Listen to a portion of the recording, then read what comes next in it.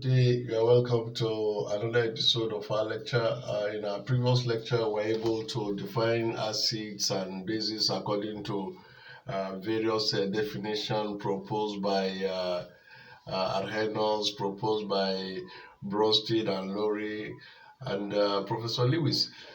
This time around, let us try to look at the classification of acid. We can easily classify acid into mineral acid or organic acid or carboxylic acids. The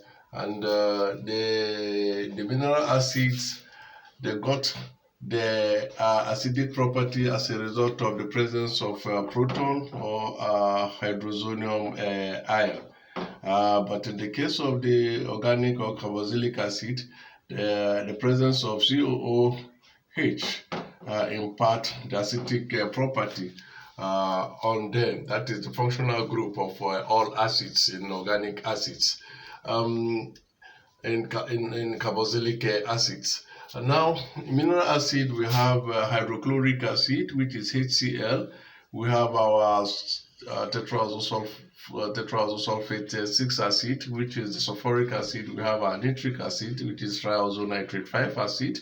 We have our phosphoric acid. These are examples of mineral acids, and generally they are more corrosive, they are more aggressive in their action on bases or any other substances.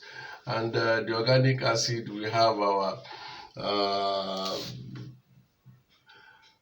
ethanoic acid, we have our methanoic acid, we have our citric acid, we have our lactic acid, which is present in milk, and we have our palmitic acid. These are all acids that are referred to as organic acid, that is palmitic acids. They are all organic acids. Now, let us look at the properties of acid generally. Whether mineral acid or organic acid, they have this property, except that some of these properties are more pronounced in order.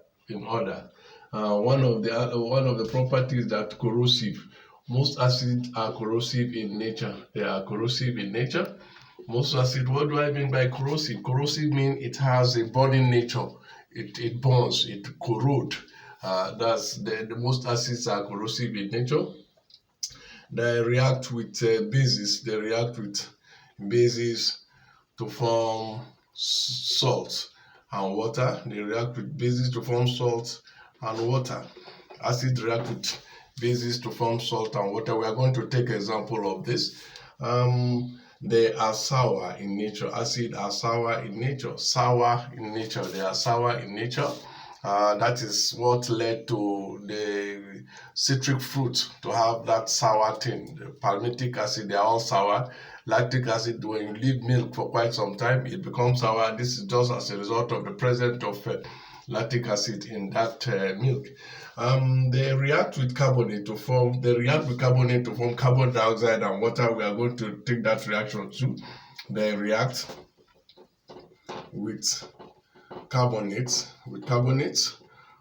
to form carbon dioxide and water, to form carbon dioxide and water. And they react with metals above hydrogen in the electrochemical series. They react with metal above hydrogen in the electrochemical series to liberate hydrogen. They react